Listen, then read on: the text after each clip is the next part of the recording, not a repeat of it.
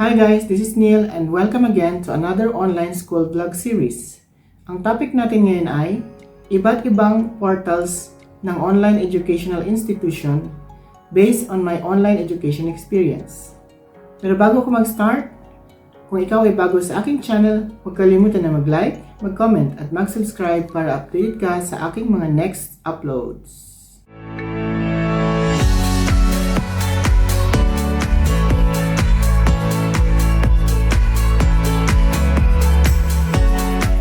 So sa vlog na ito, i-differentiate natin kung ano ang pinagkaiba ng online education portal sa AMA-OED, which is our very Filipino online education, LSIB or the London School of International Business based in the UK, and GNU Italy, which currently using Uni Athena Global Education based in UK na platform.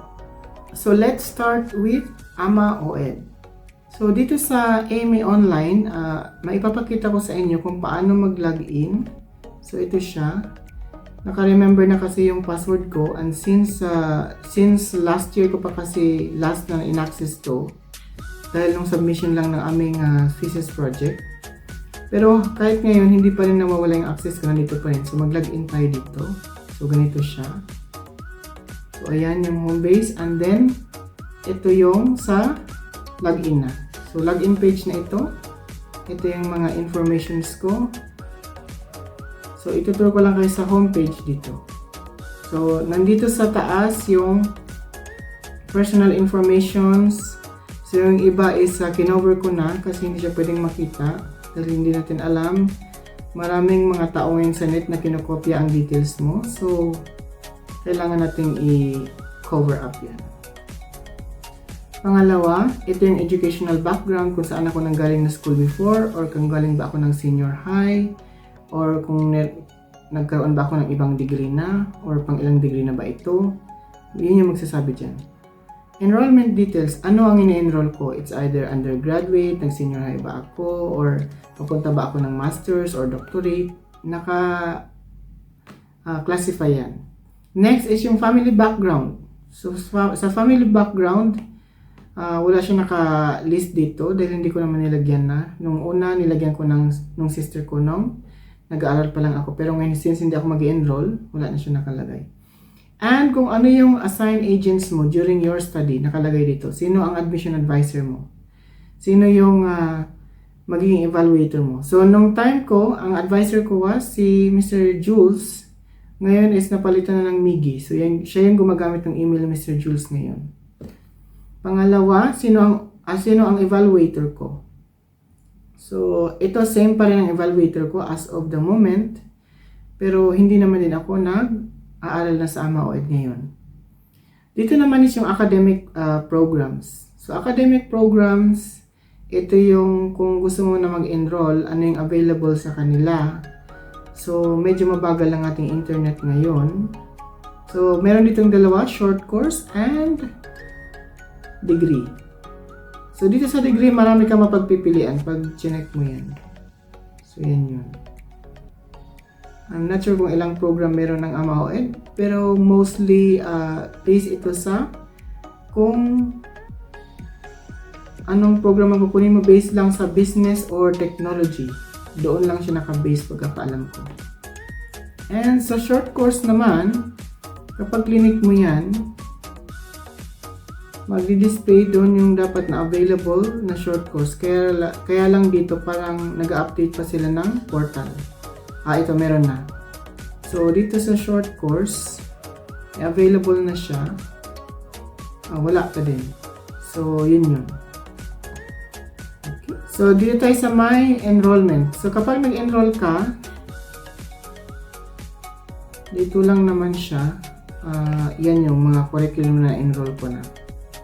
So, yun yun. Kapag nag-enroll ka, dito ka lang sa add new category at papasok na yung enrollment. So, dito kasi, ito yung last na enrolled ko. So, ito yung last na semester ko na sana.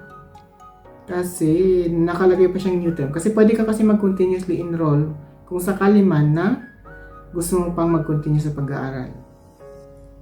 So, next is dito tayo sa payments. Kapag tapos mo mag-enroll, papasok na yan doon sa payments. So, dito yung program, doon sa enrollment yun, upload requirements, kung kailangan mo mag-upload, dito sa select course, na-select yung course later on. Sa approval process is doon ka na sa for evaluation ng OED body. So, dito sa payment naman is, yun yung activation. So, dito sa payment naman, so magpo-process ka na ng payment terms mo, kung gusto mong bayad ng full, gusto mong bayad ng half, gusto mong bayad ng monthly, gusto mo ng 6 term, 4 term, depende sa iyo. And lastly, kapag natapos na at in-acknowledge na yung payment within 24 hours ngayon, i-activate na yung course. Pero nung unang time ko na nag-ama OED, umabot ako ng 3 days waiting bago siya na-activate. But, okay naman. So, dito sa part na to, ito yung courses. So, yung courses, ano yung na-take mo na, ano yung mga record ng tinake mo na courses, dito mo makikita yan. So, last is the student request. Yung sa student request kasi, ayun yung mga ni-request mo na mga some of the requirements mo sa school. So, gaya nun, nag-request ako ng graduation fee and TOR, tapos yung 50%, another 50%, tapos yung thesis fee, identification card, and certificate of medium of instruction na kinancel ko kasi nga yun ang instruction dahil binigay na nila sa akin for free. And ito yung sa diploma din, na nag-request ako na na-cancel din kasi nga binigyan nila ako ng diploma na. And transcript of records. And again, marami ka pang request na pwedeng gawin. Pero doon sa mismong portal, meron pa pala dito. Meron pang grades. Kung ano yung mga naging grades mo, nakapost yan dyan.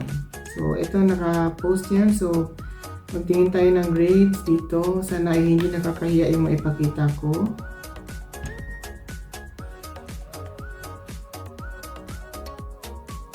So, ito yung 2021 na grade ko. So, hindi ko alam na mabuview pa pala siya dito. So, wait lang natin dahil mabagal lang internet. So, ayan. Oh, hindi naman pala nakakahiya, guys. Ayan, okay naman. So, ang grade natin ay above 1.50. So, good. So, dito yung mga grades ng mga nakuha ko ng first year, first term. First year, first term pala ito.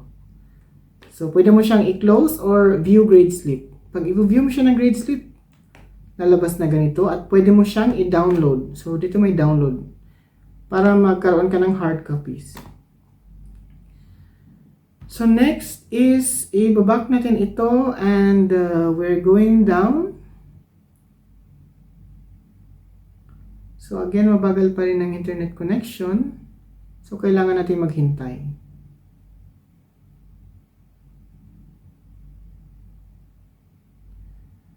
So, dito na tayo sa registrar. So, sa registrar is meron kang mga certain type of request din kasi. Ayan, yung sa registrar, ano yung kailangan mo i-upload. Dito ka mag-upload kung sakaling hiningan ka ng mga requirements. So, yan. Marami na silang requirements ngayon kasi medyo naayos na siguro yung portal kaya okay na. Nung time ko wala itong mga to kasi old portal ang gamit namin. Pero kahit sa old portal, meron pa rin akong access. So, ito yung mga kailangan mong i-submit kapag nagpapa-enroll ka sa AMA OED. So, kung galing ka ng senior high, ito yung kailangan mo. So, base is Form 137, birth certificate, good moral. So, yung good moral din is dapat aware tayo na hindi lang siya good moral. It can be an honorable dismissal. So, Form 137, Form 138A, Certificate of Employment kung ikaw ay nagtatrabaho, copy of diploma kung ikaw ay nag-graduate na before, solo parent ID kung ikaw ay nag-aaral at solo parent ka, PWD kung ikaw ay PWD. So, kailangan mo isubmit lahat mga yan. So, dito naman sa next part is yung, so wait lang, ipaback natin ito. And still mabagal pa rin ang internet. So hindi ko, actually guys, nandito ako sa Middle East so Kaya talagang mabagal ang internet pag Friday dahil ang Friday dito is naka-off lahat ng tao. So, automatic yan every morning. Busy sila minute. So, kaya naman. So, wait lang. Okay. So, again, uploading ulit siya. And, so, ayan, nilagin ko ulit kasi nga hindi siya makakuha till sa down part. Kasi meron pa dapat itong lower na part. Kaya lang hindi siya bumababa. So, it can be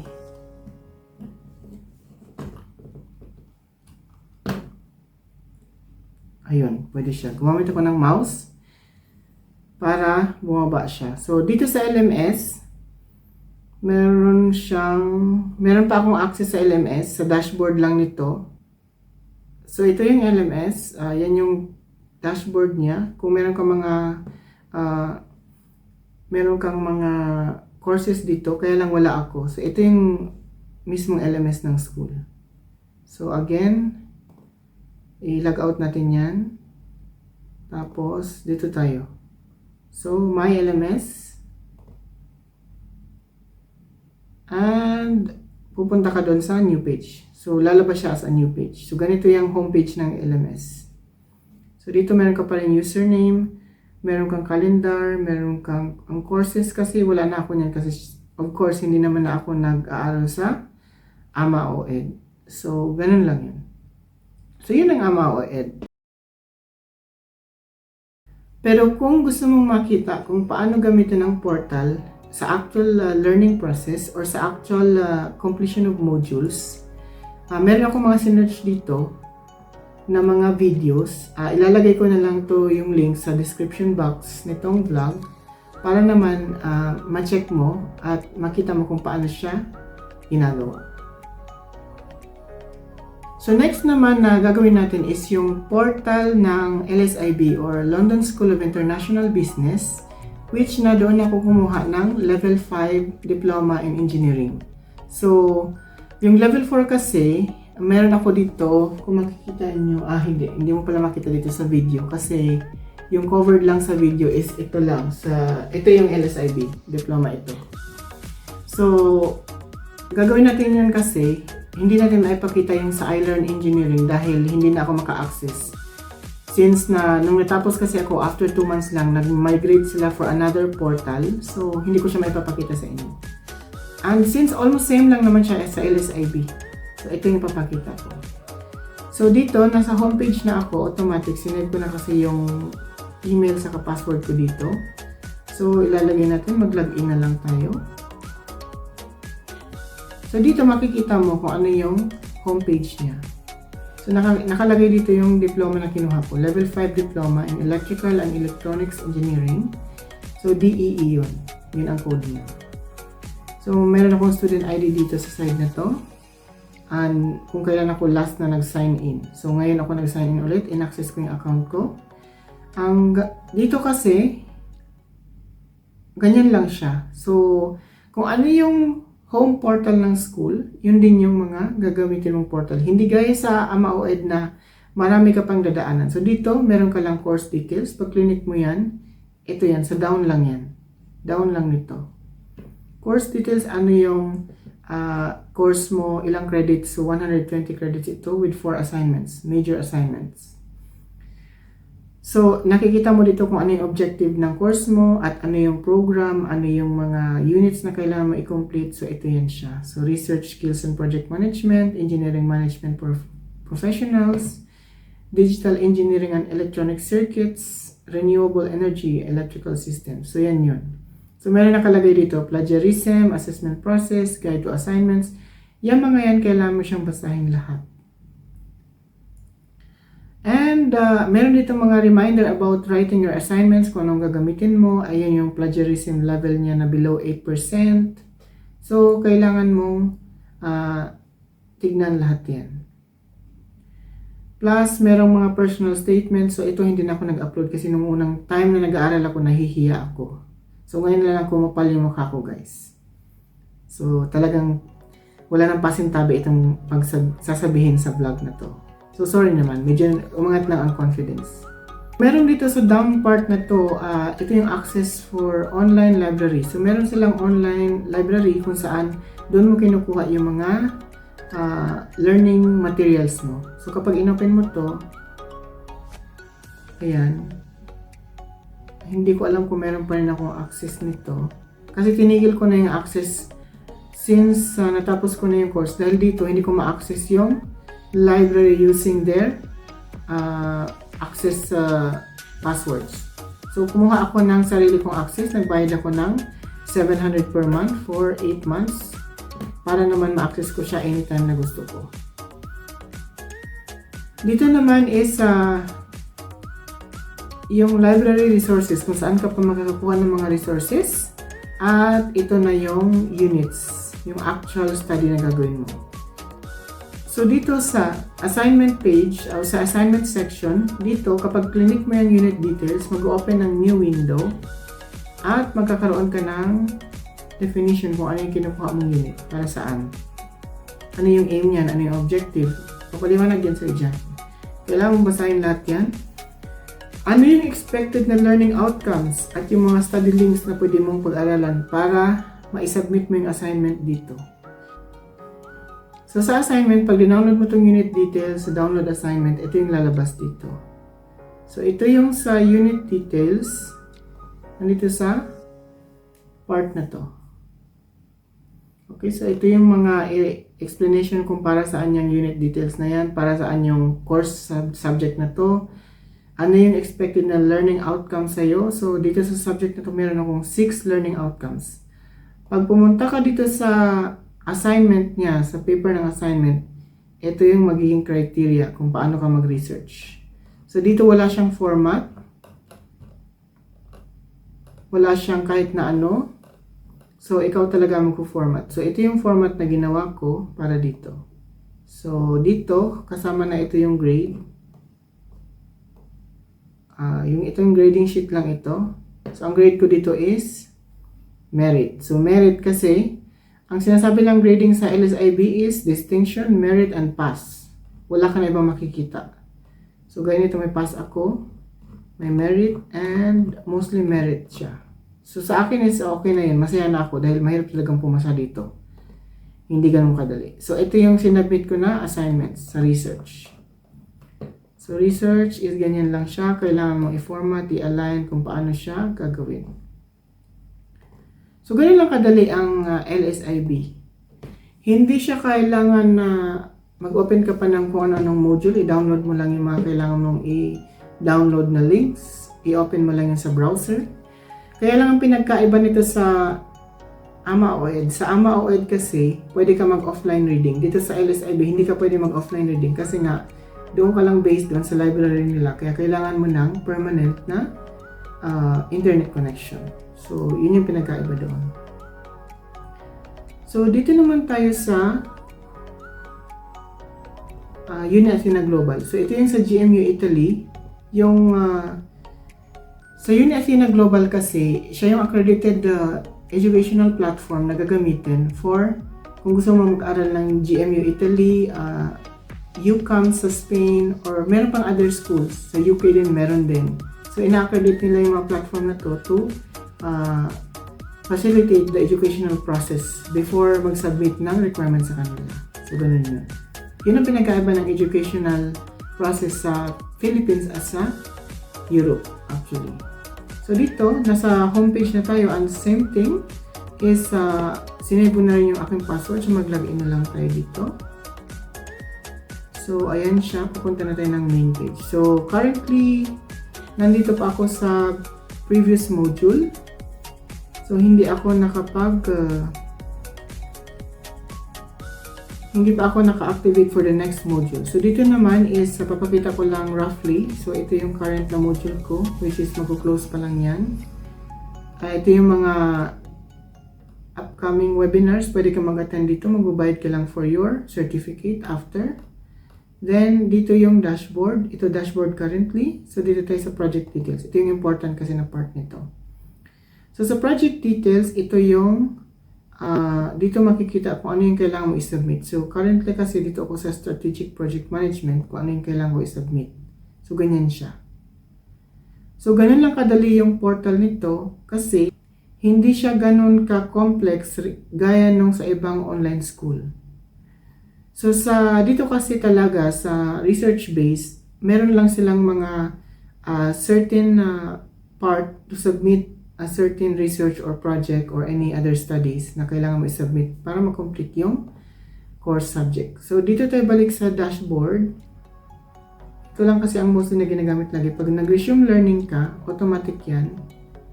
Pupunta ka doon sa lessons mo. So, dito makikita mo ilan ang na-view, ilan ang pending, at ilan ang uncompleted mo. So, nakikita mo rin kung how many percent ka na. Kung gusto mo mag-connect sa tutor mo, makapag-connect ka. Kung gusto mo mag-offline reading, dito pwede. Pwede mo i-download yung lessons. Pero yung video, hindi mo siya pwedeng i-download kung gusto mong panoorin. Kasi ako gusto kong panoorin yung video dahil yung sa video minsan, mas marami pa siyang explanation compared doon sa mismong module. And magtutake ka ng lesson quiz, view assignments, or view all assignments. Pag view mo to all, lalabas kayo doon sa project details. So, ganyan siya. So, i-view mo lang yan at magsasubmit ka dito. So, dito tayo ngayon sa pagkakaiba ng tatlong portal na ito. So, anong pinagkaiba? So, first, as mentioned previously sa aking previous vlog, ang AMA-OED is an exam-based, or majority of it is exam-based. Majority is a quizzes, assignments, which is like a quiz also, long quiz, and a final exam at kailangan mo lang mag-submit ng course project. While sa LSIB is a research-based with 8% plagiarism bandwidth and with your own formatting techniques. While dito sa Uni Athena Global or sa GMU Italy, it is a rigid research with word limits. Sa mini research is 500 words or 700 words. Sa major research will be 5,000 words with website restrictions. And sa module, AMA-OED curates online per chapter or per module, per references. So, meron silang mga video recording and recorded class or meron din silang live classes. Pero yun nga lang, kailangan mong follow dun sa schedule nila. Kasi wala silang live class na ipa-follow yung schedule mo. And third, sa mode of completion ng module, ang AMA-OED is by taking lectures, by taking quizzes, by taking exam, by taking course project, by taking final exam, matatapos mo yung module completion. So, sa LSIB naman, ang mode of completion ng module is by reference reading and submit your assignments. So, once na-submit your assignments at na-approve na yan, automatic tapos mo na yung module. Sa GMU Italy din, ang gagawin mo lang is complete the 3 units lectures. It's either you complete 1, you submit assignment, or you complete the 3 before you submit your assignments. After nyan, pag natapos mo na yung mga mini-research na yun as assignments, kailangan mo nang mag-submit ng main research. So, yun yung pinaka-last na isasubmit mo. So, sa GMU Italy, in short, magsasubmit ka ng 3 na mini-research at 1 na major research. So, dito tayo sa payment process. Ito yung pinaka-exciting na part. Sometimes, ito yung pinaka-depressing at pinaka-inspiring part. So, normal yan guys, kasi talaga ang payment minsan nakaka-depress. So, sa AMA-OED, ang way of payment niya is through sa portal. Pagdating mo doon sa portal, magbabayad ka, i-dadirect ka doon sa payment gateway. And after nyan, confirm payment, then finish. Sa LSIB naman is direct sa portal, hindi mo na kailangan pumunta ng gateway. Automatic nakakonect na sa system ng school. So, sa system ng school, automatic yung link. Hindi mo kailangan pumunta ng gateway. Kapag nag-pay ka, direct pay lang. Sa GMU Italy din, ganun din, portal direct, nakadirect din sa kanila yung gateway ng payment. So, yung sa iba kasi, gumagamit talaga sila ng third-party portal kung hindi nila kayang mag-invest doon sa direct portal na kung saan nakalink na siya sa school na hindi mo na kailangang mag-out pa ng other portal to just proceed with your payment process. So, course extension. Sa mga nag-online study dyan na kailangan ng course extension, kailangan yung tandaan ito. Sa AMA o ED, pag nag-course extension ka, merong fee. Ang pagkakaalam po is per subject. And ang term, I think, is 1 month. Sa LSIB naman, no fee ang extension kasi meron sila sinasabi na 7 to 12 months, free yun na matatapos mo yung course. Kapag after nun, matatapos mo ang course, hindi mo siya matapos within a 12-month period, then such time, saka ka pwede mag-apply ng fee. So, hindi ko na-try kasi ito, kaya hindi ko alam kung gano'n ang fee ng extension. Then, sa GMU Italy, kung hindi mo natapos yung course subject mo on time at kailangan mo mag-extend, ang cost niyan is $25 per week per course subject. So, ganun siya kamahal. So, kaya naman, it's important to pay on or before the due date, and it is important for you to complete your course subject or your modules or your exams or your projects on or before the time para naman maiwasan yung pagkakaroon ng extension or penalty payment. So, sa portal issue, so ito yung i-add ko sa inyo na kung bakit ngayon ko lang ginawa yung vlog na to regarding sa portals. Kasi ayaw kong siyang gawin after my AMA o ED experience. Kasi baka may negative ako ma-experience doon. Kasi ngayon, kung gagawa man ako ng educational vlog featuring the online portals of the school, makikita yung mga differences at similarities nila. So, bias na siya para dun sa school at fair na para sa kanilang lahat. So, kung sino man yung mga gusto mag-online vlogging regarding sa school nila, dapat meron kayo at least 2 or 3 pang online school experience kasi para fair doon sa previous institution kung saan kayo nag-aral. So, ito yung sa portal issue na naranasan ko. Sa AMA o ED is naranasan ko na nag-lost connection, yes, kasi nga nagkaroon ako ng problem sa internet before na nag-aaral ako dahil nung time na yon, pandemic, nagkaroon kami ng issue sa Wi-Fi connection dito sa network kung saan country ako nandito. Nagkaroon din ako ng portal technical issue kasi gawa nga ng mga upgrades and mga revision ng mga modules ng school, so kaya naman, which is understandable. Sa LSIB naman, hindi ko siya na-experience since nag-online reading ako and hindi naman siya ganun ka-rush gaya ng mga ibang online school na may term talaga, ang specific term na kailangan mo siyang tapusin. And last is sa GMU Italy. So GMU Italy is same with AMA o ED. Sometimes sa lost connection and sometimes doon sa updating ng portal by the institution. Doon lang naman siya nagkakaroon ng issue sa akin. At the end of the day, pwede namang ma-resolve lahat ng yan. So kailangan mo lang maghintay. So, ang sa akin lang dito is that by sharing the portals of different institutions kung saan ako nakapag-aral, sana nagkaroon ka ng idea kung gusto mo mag-aral through online, kung ano yung pinagkaiba ng exam-based at saka sa research-based. So, walang masama doon sa magkaroon ka ng issue sa school na regarding sa portal or regarding sa technological feature niya kasi automatic yan. Ang technology nag-upgrade every now and then. So, kailangan natin intindihin yan. Sa mga process kasi ng exam-based din, as mentioned on my previous vlog, kailangan nila talagang mag-update ng module every now and then kasi nga gawa nitong external source sa mga cheating ways of students din para makapag-cheat sila sa kanilang online education learning process. So, ganun lang yun. Ang pinaka-important dito is that nagkaroon ka ng idea kung paano ano ang pinagkaiba ng portal from one school to another, from one area to another, from one country to another, or from one region to another.